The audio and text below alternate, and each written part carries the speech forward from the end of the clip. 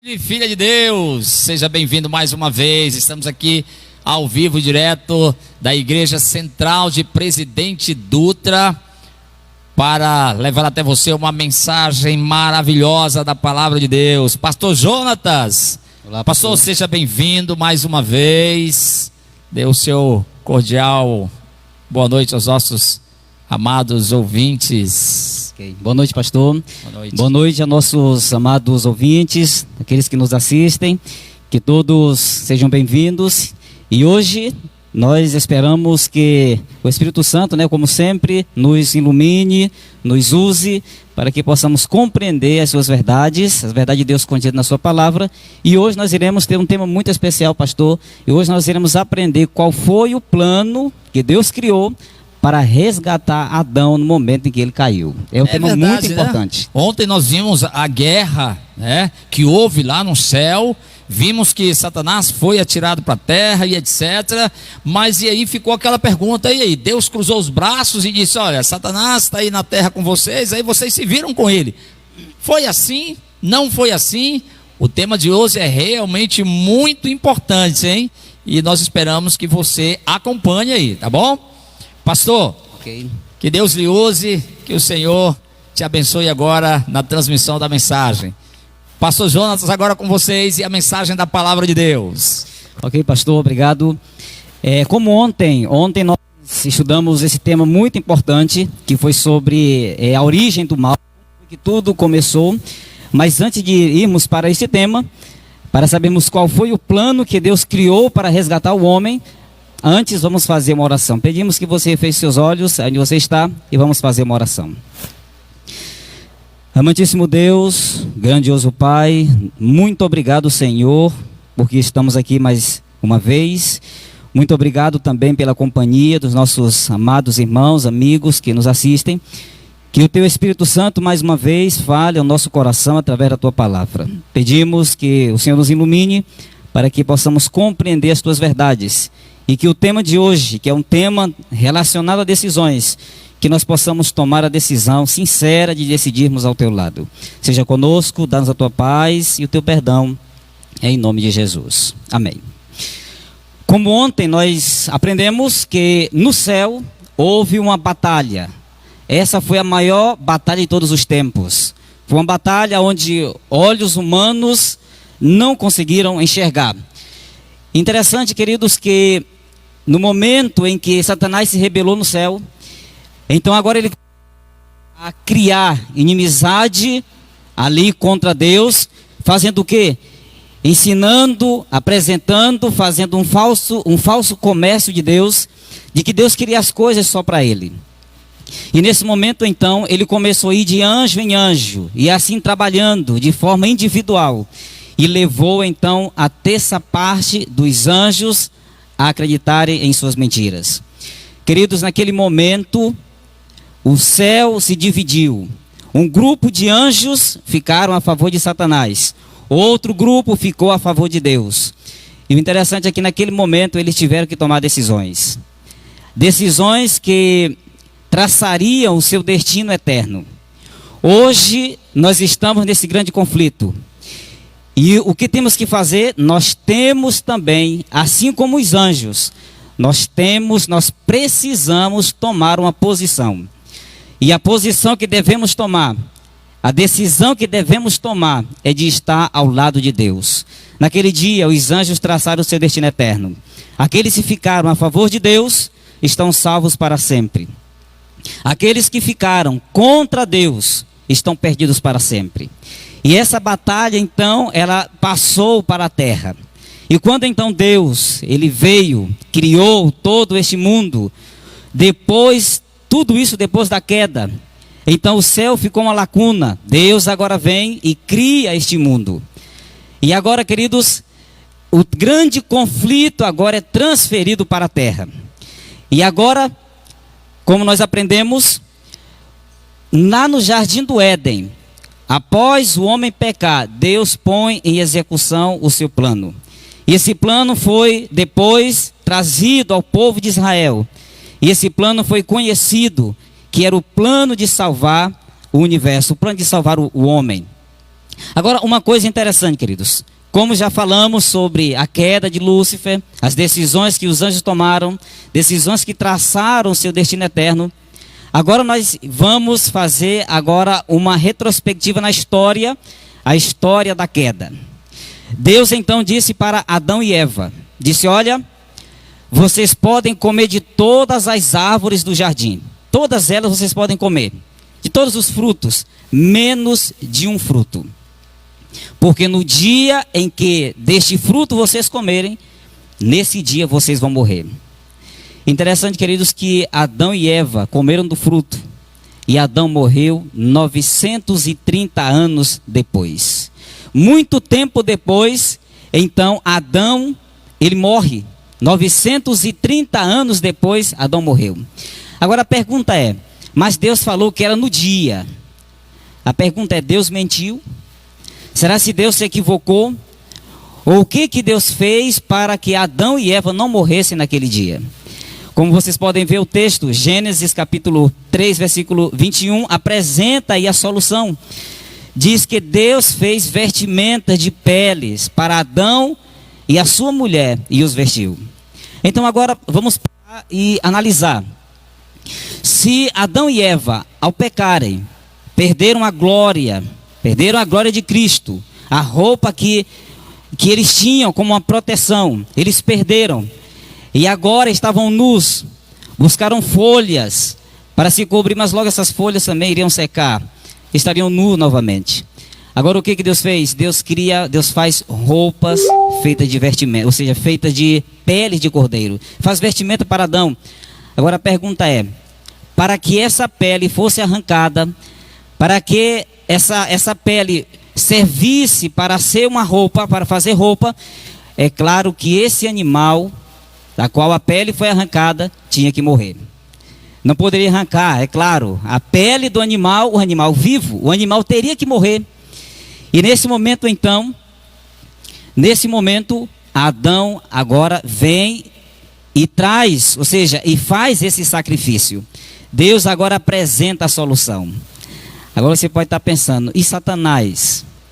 Satanás agora estava em uma situação. Primeiro ele criou uma situação. Qual foi a situação? Qual foi o plano? O plano foi o seguinte: vou fazer Adão e Eva pecarem.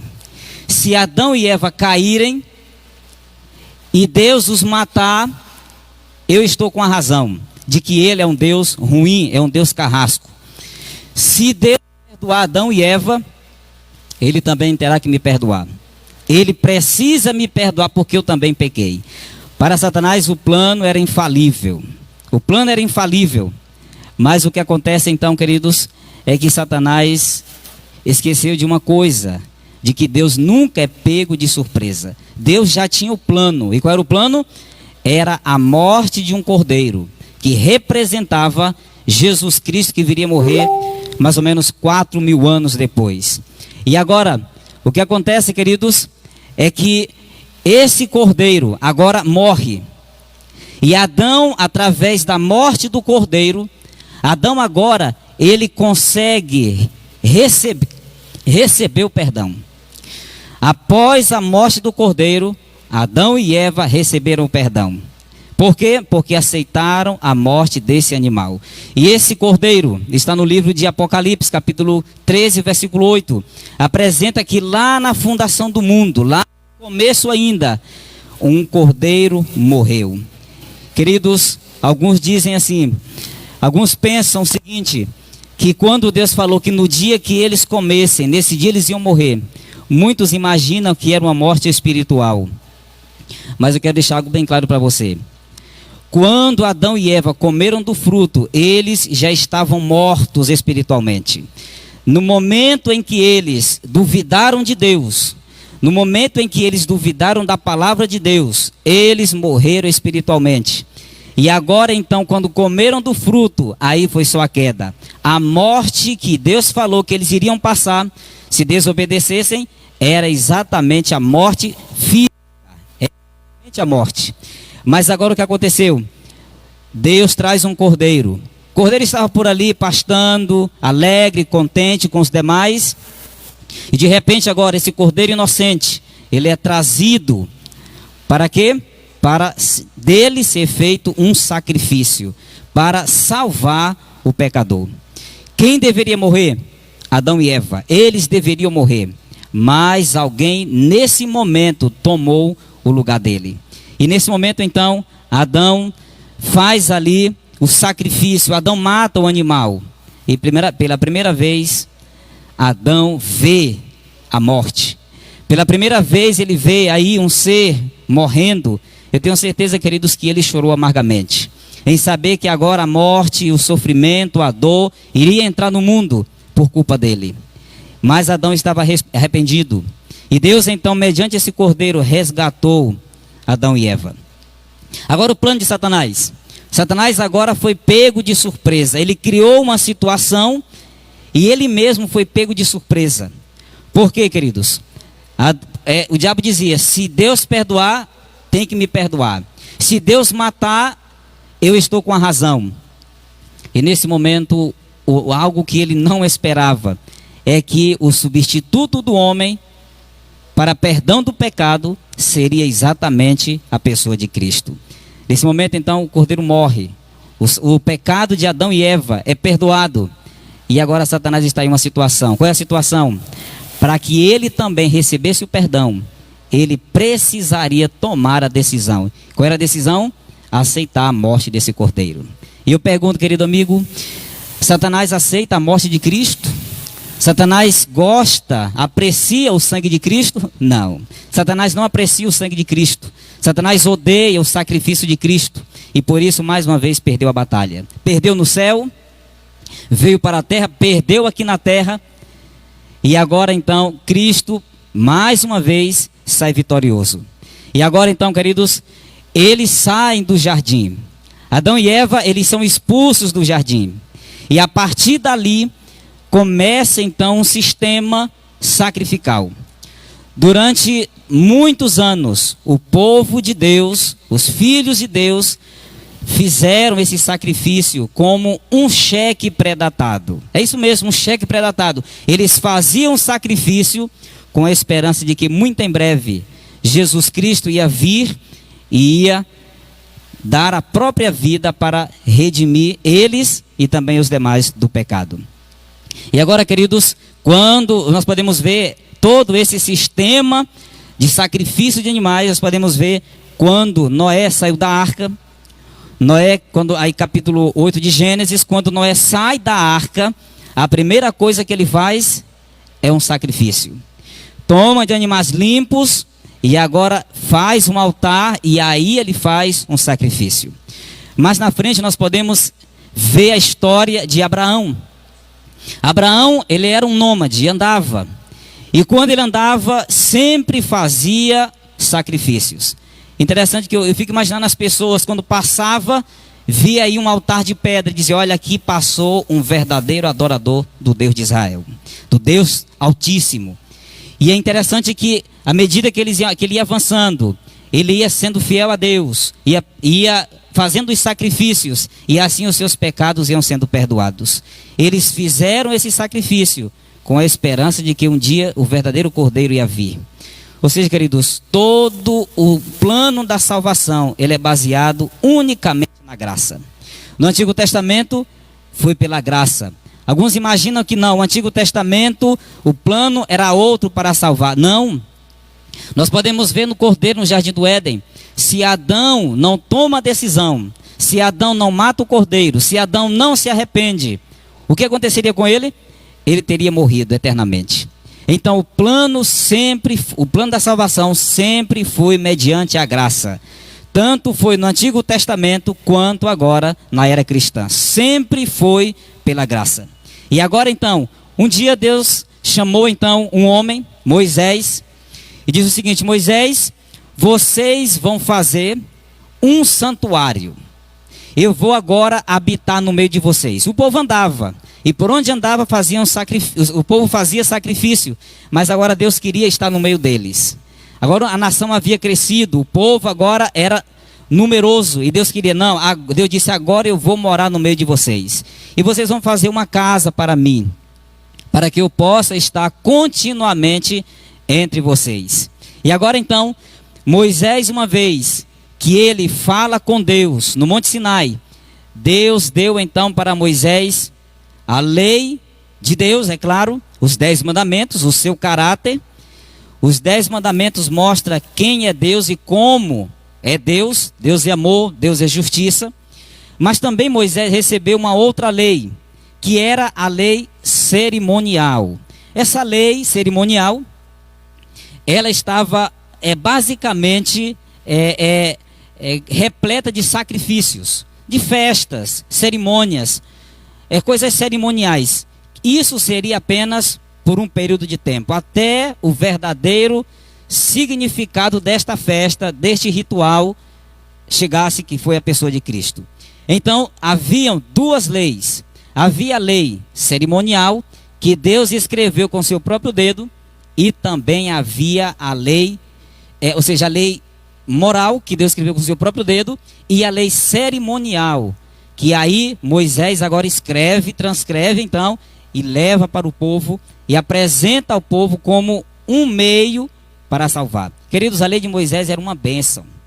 Alguns imaginam que a lei de Moisés era uma lei pesada, era uma lei terrível. Não, a lei de Moisés era uma bênção.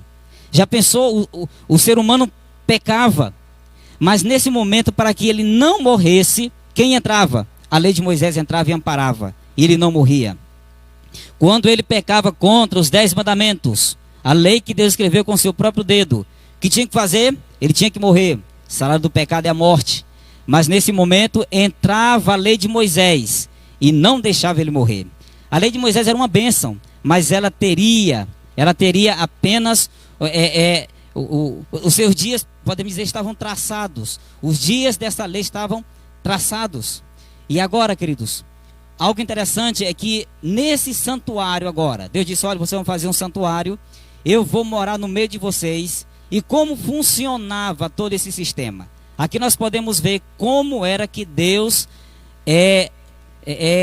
manuseava a questão da salvação lá no Antigo Testamento. As pessoas se decidiam e agora se arrependeram, estão decididas, que é algo que nós precisamos fazer diariamente: arrepender-nos dos pecados e tomarmos as nossas decisões. A nossa vida, ela é cheia de decisões, e as decisões mais importantes são aquelas decisões que são envolvidas com a questão da salvação. Essas são as melhores decisões. E agora, como funcionava então esse santuário? Primeiro, haviam 2 pessoas importantes que ministravam nesse santuário. Era o sacerdote e o sumo sacerdote. O sacerdote, ele fazia todo o seu trabalho no primeiro compartimento. Já o sumo sacerdote, ele entrava em um segundo compartimento, que nós iremos ver nesse momento. Então aqui, ó, eles faziam basicamente 2 sacrifícios por dia. Um pela manhã e outro pela tarde. Esses sacrifícios eram contínuos. Esse sacrifício era feito independentemente de que alguém chegasse a pecar. Era sacrifício contínuo. O que isso significava? Isso significava que a graça de Cristo, ela é contínua. Ela nunca se acaba, ela é sempre contínua. No momento que alguém peca, já tem um substituto. No momento que a pessoa comete um erro, se arrepende, já tem um sangue expiando por ele. E agora então, durante o dia, pela manhã e pela tarde, eram oferecidos 2 sacrifícios, um pela manhã e outro pela tarde. E à medida que as pessoas iam pecando, elas iam trazendo os seus cordeiros, e ali então elas sacrificavam esse animal para perdão dos seus pecados. Agora vamos entender algo mais importante aqui, algo bem importante.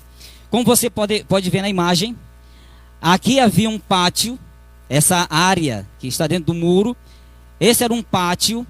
E esse pátio, então, aí ficavam os sacerdotes. Nesse pátio também estava o pecador.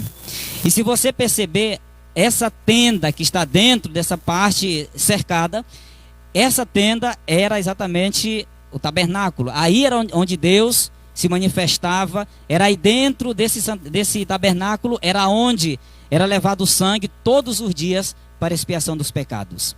Agora, interessante é que, como vocês podem ver, o pecador então chegava cometeu um pecado. O que ele tinha que fazer agora? Ele decidia. Qual era a decisão? Estou arrependido e preciso tomar a minha decisão. Ou eu tomo a minha decisão, ou estou perdido para sempre. E nesse momento então, queridos, eles traziam então esse cordeiro. E agora, queridos, a primeira decisão que eles tinham que fazer, tinham que tomar, era sair da sua casa. Se você analisar ao redor do átrio desse pátio, aí estavam as casas. E havia um espaço entre essa parte, esse muro e as casas, para que uma pessoa chegasse ao santuário com esse animal, ele tinha que se expor. Agora, vamos imaginar aqui o seu Francisco. O seu Francisco, então, cometeu um pecado.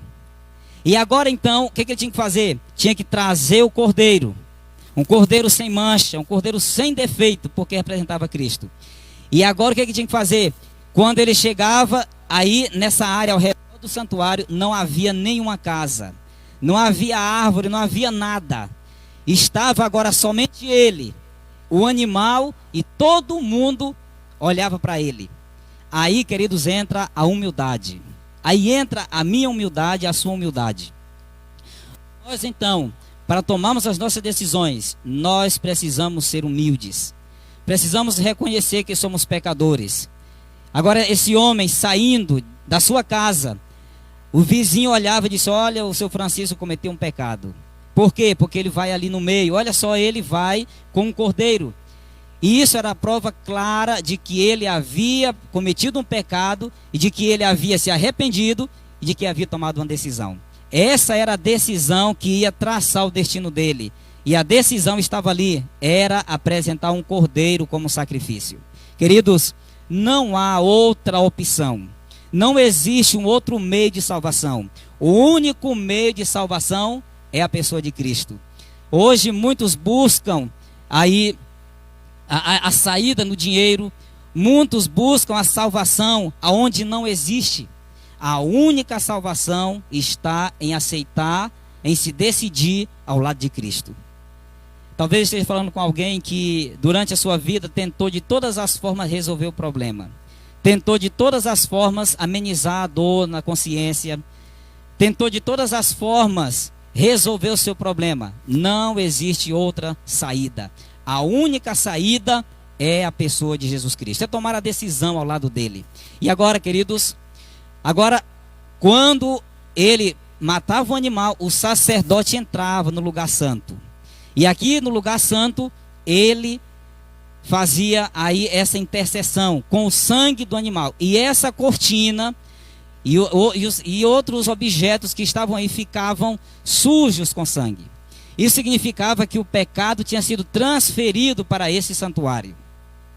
E aí estavam registrados todos os pecados do povo de Israel. Estavam aí no santuário. E lá no lugar santo dos santos, ali Deus aparecia. E uma vez por ano era feito um trabalho especial. Agora, uma vez por ano, o que eles faziam então? O sacerdote agora, o sumo sacerdote, ele trazia 2 cordeiros. 2 cordeiros então eram apresentados. O que eles faziam então? Eles lançavam sorte. Qual era a sorte? Faziam um sorteio entre os 2. E aquele na qual a sorte caísse, esse morria. Interessante, queridos, que os demais cordeiros, o pecador tinha que colocar a mão sobre a sua cabeça, a cabeça do animal, e assim, simbolicamente, transferia o pecado para esse animal. Por isso, então, o sangue, quando entrava no santuário, ele contaminava o santuário. Mas o interessante é que esse bode, esse que era morto uma vez por ano, o que ele fazia então? Esse bode, ele não levava pecados para o santuário. O sangue entrava limpo. E agora então esse sangue, ele tirava agora os pecados que estavam aí no santuário. Agora a pergunta: e para onde iam esses pecados? Para onde iam esses pecados? Esses pecados, eles tiveram uma origem. E a origem foi exatamente em Satanás. O outro bode que ficava vivo, ele não morria. Ele não morria. Ou seja, o bode que foi lançado à sorte, Esse morria, o outro ficava vivo. Por quê? Porque esse representava Satanás. Era a Pompaios, ou demônio do deserto. Uma vez então que o sumo sacerdote tirava o pecado então do santuário, ele agora colocava as mãos na cabeça do bode vivo. E esse bode então era levado para o deserto. E todos os pecados de todo aquele povo que durante o ano todo esteve ali no santuário, foi depositado no santuário, agora era feita uma limpeza, e esse pecado agora era transferido para o seu originador. Isso tem, queridos, um reflexo no futuro. Aqui o povo decidia se carregava os seus pecados e pagava por eles, ou eles decidiam abandonar o pecado, decidiam tomar a melhor decisão, que era aceitar o perdão. E então, queridos, esses pecados que eram perdoados, eles eram transferidos para o bode vivo, e esse bode era levado por uma pessoa específica para o deserto, e esse bode não mais voltava ao arraial, e assim os pecados tinham sido perdoados. Então, se você quer os seus pecados perdoados, se nós queremos o perdão dos nossos pecados, nós precisamos aceitar a morte desse cordeiro. Nós precisamos aceitar a morte de Cristo na cruz, porque somente o sangue de Cristo pode nos purificar de todo pecado. Não há salvação em nenhum outro, porque debaixo do céu não existe outro nome dado entre os homens pelo qual importa que nós sejamos salvos. Então, queridos, a nossa única esperança está na pessoa de Jesus Cristo. Agora, queridos, olha só que fantástico, como era o santuário. Se você liga os objetos do santuário, você vê uma cruz. Todos os objetos, eles estão nivelados, e aí nós podemos observar uma cruz. Primeira coisa que o pecador tinha que fazer, ele tinha que chegar ao pátio, e no pátio era a sua justificação. Aí ele aceitava, tomava a decisão: eu aceito a morte do cordeiro, eu renuncio os meus pecados, e agora eu quero viver uma nova vida, quero começar uma nova vida ao lado de Cristo, ao lado de Deus. O que eles faziam? Eles então se arrependiam, e aí os seus pecados eram perdoados. Aí no pátio eles eram justificados. Depois então esse sangue entrava para o segundo compartimento, que simboliza a santificação. E uma vez por ano, lá no Santo dos Santos, que era o trono de Deus, aqui nós podemos classificar a nossa caminhada. A caminhada cristã está basicamente aqui. Primeiro, queridos, nós precisamos passar pelo altar. Nós precisamos ser justificados. Nós precisamos ter os nossos pecados perdoados, ou do contrário estamos perdidos. Uma vez então que eu aceitei a Cristo, uma vez que meus pecados foram perdoados, o que eu tenho que fazer agora? Eu tenho então que ser batizado. Aí havia entre o altar, que havia depois da primeira porta, o santuário haviam 3 portas: caminho, verdade e vida. E Jesus disse: eu sou o caminho, a verdade e a vida. E agora então, depois que a pessoa é justificada, entra para a segunda fase, que é agora a santificação. Mediante o quê? Mediante o estudo da Bíblia, mediante a oração, mediante a testificação, falar do amor de Deus para outras pessoas. Então, uma vez que eu fui justificado, eu entro na segunda fase, que é agora a santificação. E sem a santificação, o que Paulo diz? Sem a santificação ninguém verá a Deus. Mas eu tenho que ser justificado, eu tenho que ser perdoado, eu tenho que passar pelo batismo, a pia, você pode ver a pia, e para posteriormente eu entrar no trono da graça, no Santo dos Santos, que é a glorificação, que é quando Cristo voltar. Aqui basicamente está a nossa história. Aqui está a sua história. Se nós quisermos um dia chegarmos ao céu, nós precisamos passar por essas 3 etapas. nós precisamos ser justificados, nós precisamos ser santificados para que possamos chegar na glorificação. Agora, por favor, preste atenção, olhe para cá e preste bastante atenção. Ninguém, por favor, preste atenção, ninguém vai entrar no céu, ninguém vai chegar lá no trono, ninguém vai chegar na glorificação sem passar pelas outras etapas, sem ser justificado, sem passar pela pia, que é símbolo do batismo. A questão, queridos, é que muitas pessoas, elas querem chegar no céu, elas querem alcançar a salvação em Cristo Jesus, mas elas não querem ser batizadas. Talvez esteja falando para alguém que já recebeu, já teve todas as orientações, já aprendeu sobre o plano da salvação, já sabe o que tem que fazer, mas muitas vezes algo ainda impede, e o que acontece é que ainda não tomou a decisão. Talvez esteja falando para alguém que ainda está deixando para depois essa decisão. Alguém que quer ser salvo, alguém que quer estar no céu, mas que não quer ser batizado. Querido, não há outra saída. Nós só estaremos na eternidade se passarmos aqui, olha. Jesus Cristo teve que passar. Jesus Cristo foi batizado. Jesus Cristo morreu. Jesus Cristo viveu uma vida de santificação mediante o estudo da Bíblia, o Antigo Testamento, mediante as orações, mediante jejuns. Então Jesus, ele passou por esse processo de santificação para que pudesse chegar na glorificação. Então nós também precisamos passar por esses três processos para que possamos um dia alcançar a vida eterna. Agora, queridos, todas essas cerimônias, todo esse cerimonialismo apontava unicamente para a redenção. Tudo isso apontava para a redenção. O Antigo Testamento, a salvação sempre foi pela graça. Nunca teve outro meio. Hoje, a salvação, ela é unicamente pela graça. E agora, queridos, aqui nós estamos chegando na parte final.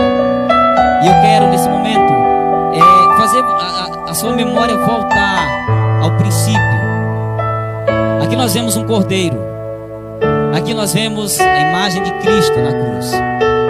O que acontece então, queridos, é que assim como um cordeiro era morto pela manhã, assim como um cordeiro era morto pela manhã, 9 horas mais ou menos, e o outro era morto na parte da tarde, às 3 horas, assim também Jesus se ofereceu como sacrifício. 9 horas da manhã, Jesus estava sendo crucificado. Ali estava sendo consumado todo o plano da salvação. Tudo aquilo que o povo viveu no Antigo Testamento, tudo aquilo que o povo viveu lá no Antigo Testamento, todos os meios que eles fizeram, obedeceram, tudo aquilo que eles aceitaram de Deus, agora estava se cumprindo aqui. Agora Jesus Cristo vem em pessoa, o verdadeiro Cordeiro de Deus que tira o pecado do mundo. Nesse momento, então, queridos, Jesus Cristo dá a sua própria vida. Assim como o Cordeiro morreu, assim também Cristo morreu. O Cordeiro, no Antigo Testamento, lá no Jardim do Éden, teve toda a sua pele arrancada para que pudesse vestir Adão e Eva. Jesus Cristo teve toda a sua pele dilacerada para que pudesse nos dar de graça a salvação. E eu termino, queridos, olha aqui, ó. Jesus disse que era importante que se cumprisse tudo o que estava escrito a respeito dele na lei de Moisés. Ou seja, queridos, na lei cerimonial apontava unicamente para Cristo. Todas aqueles rituais, todas aquelas cerimônias que apontavam para Cristo, todas elas findaram na cruz. Cristo, ao morrer, Cristo então estava anulando esta lei cerimonial, porque agora era o seu próprio sangue que ia fazer expiação pelos pecados. E aqui, queridos, algo importante. A notícia é: Cristo está vivo. Jesus Cristo então ressuscitou. Jesus não está mais no túmulo. Jesus não está pregado em uma cruz. Jesus está vivo. E o interessante, queridos, é que hoje Ele está diante do trono da graça. Hoje Ele está diante do trono de Deus. E hoje Ele está intercedendo por mim e também por você. Hoje nós temos um advogado. Eu quero contar, queridos, uma história interessante. Uma vez uma senhora, essa senhora, ela se casou com um homem, e esse homem já tinha filhos. E ela então, uma vez que se casou com ele, viveu bastante tempo, e esse esposo um dia faleceu. Ela não teve nenhum filho com esse esposo, e ele faleceu. E agora todos os bens, tudo o que eles tinham, agora estava em risco, porque ele tinha filhos com uma outra pessoa, a outra mulher. E o que acontece então é que nesse momento, queridos, que esse homem morre. Na cerimônia fúnebre, ali várias pessoas, e ali estava um advogado. O advogado estava ali, e após então a cerimônia, ele chamou a viúva e falou assim: olha, eu sou advogado e eu quero propor algo para você. Eu estou disposto a defender a sua causa. Lembre-se de uma coisa: você casou com este homem, você não construiu praticamente quase nada com ele, não tem filhos com ele, e o que vai acontecer é que os filhos dele vão tomar as coisas. Você vai ficar sem nada.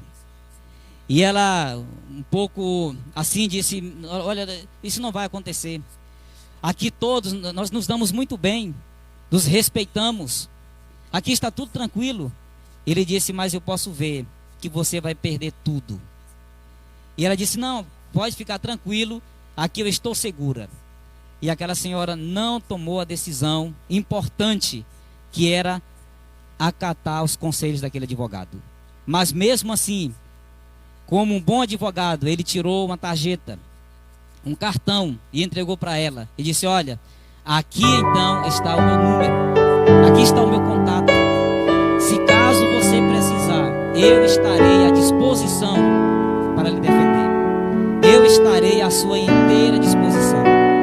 Mas no dia que você decidir. E aí, queridos, a história conta que esse advogado, ele continuou estudando e agora ele se torna um juiz. Dias se passaram. E agora, queridos, aquela mulher começou a perder tudo. Começou a perder as coisas.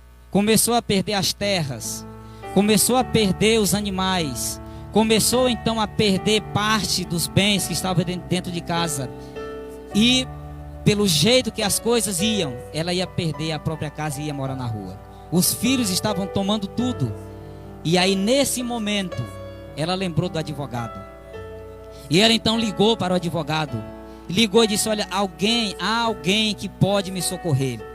Durante muito tempo eu não quis a orientação, mas há alguém que pode me socorrer.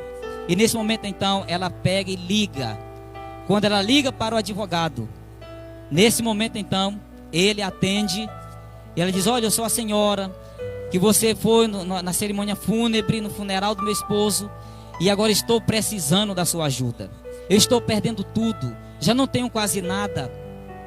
Agora o que me resta é viver na rua. Os filhos dele tomaram todas as coisas, eu não tenho mais praticamente nada. E sabe o que aquele advogado, ex-advogado agora, sabe o que ele disse?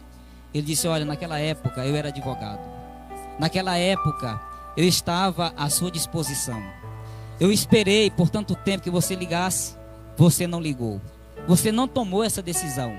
Agora eu não sou mais advogado. Agora eu sou um juiz. Eu não posso mais advogar a sua causa. Agora eu dou sentenças. Queridos, hoje nós temos um advogado no céu. Esse advogado, muito em breve, ele vai passar de advogado para um juiz.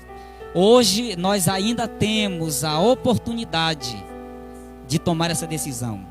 A decisão mais importante é a decisão lá de Cristo. Aquela senhora, querido, perdeu tudo.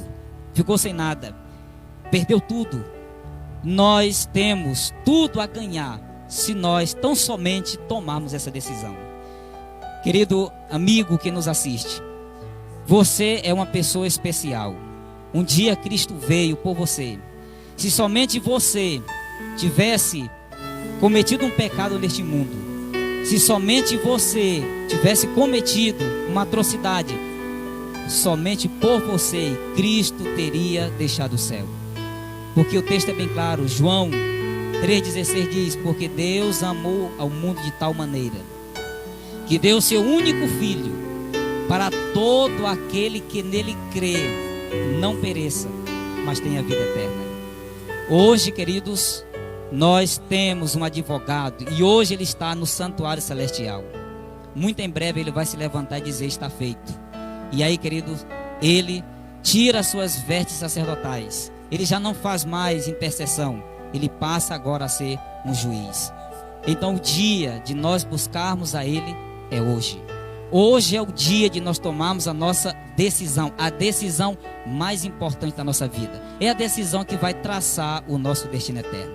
Então, queridos, assim como os anjos lá no céu tomaram a decisão ao lado de Cristo, assim como Adão no jardim do Éden tomou a decisão de aceitar o sacrifício e ser salvo, assim como os profetas, todos os patriarcas tomaram essa decisão de matar o animal para que o seu pecado fosse perdoado, nós temos hoje a oportunidade de aceitarmos esse sacrifício. Não precisa mais matarmos animais, não precisamos mais fazer isso.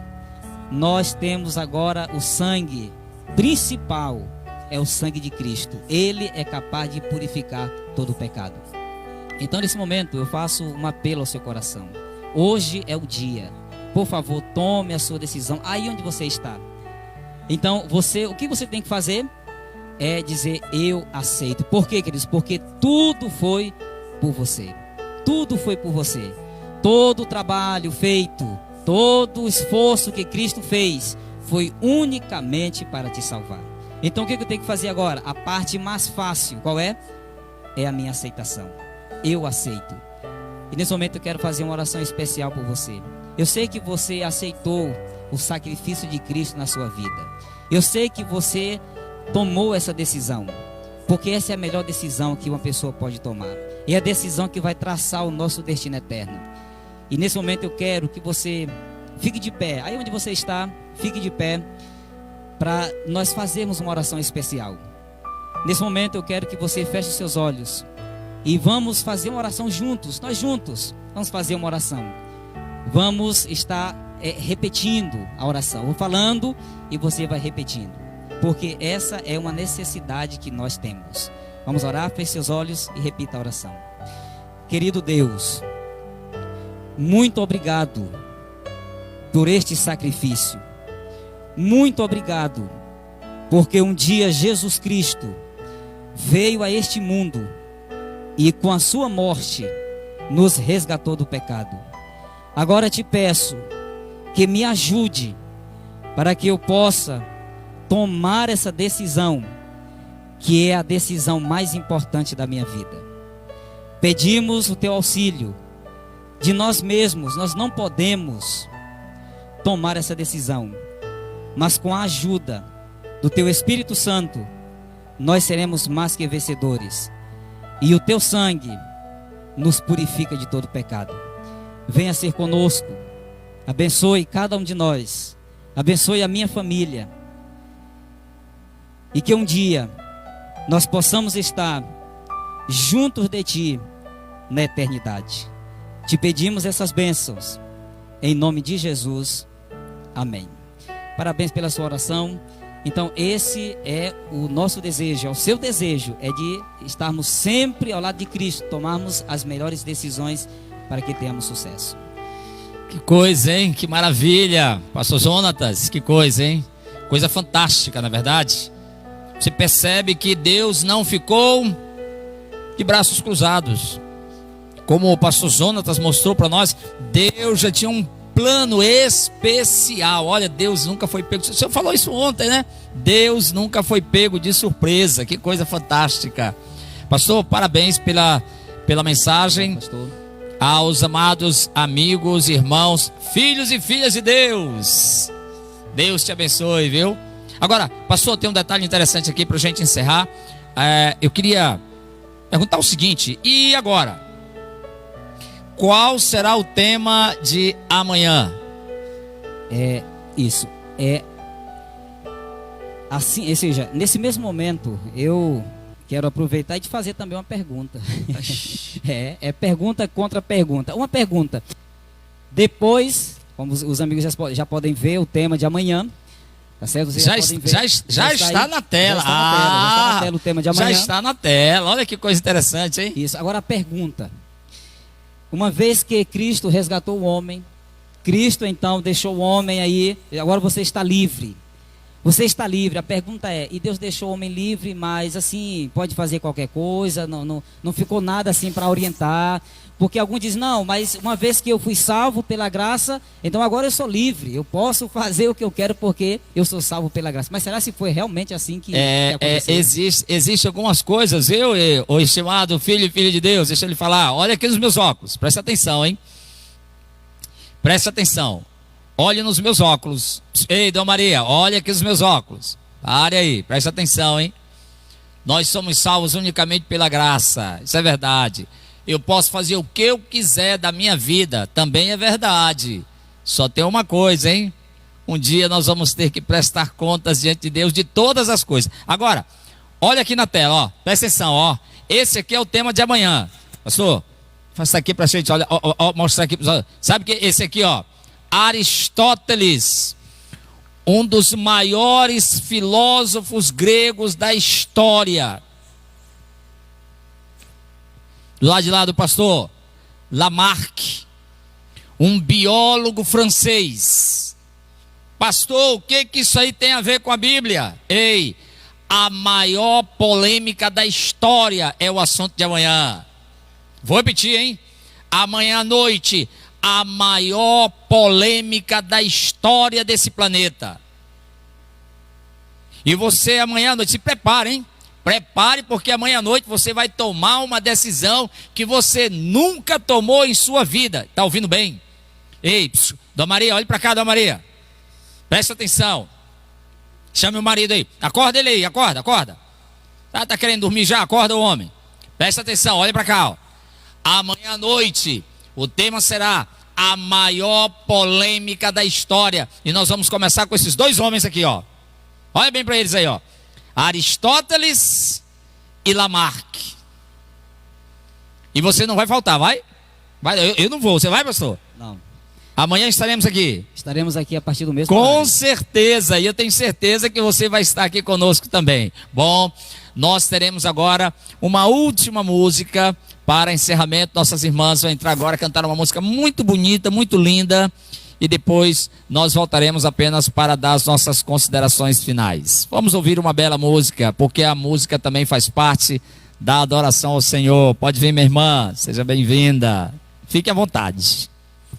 Obrigada, pastor. Boa noite.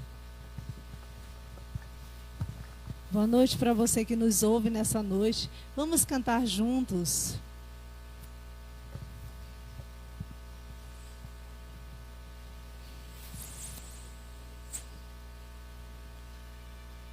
O hino que nós vamos cantar tem por título Jesus me transformou. E essa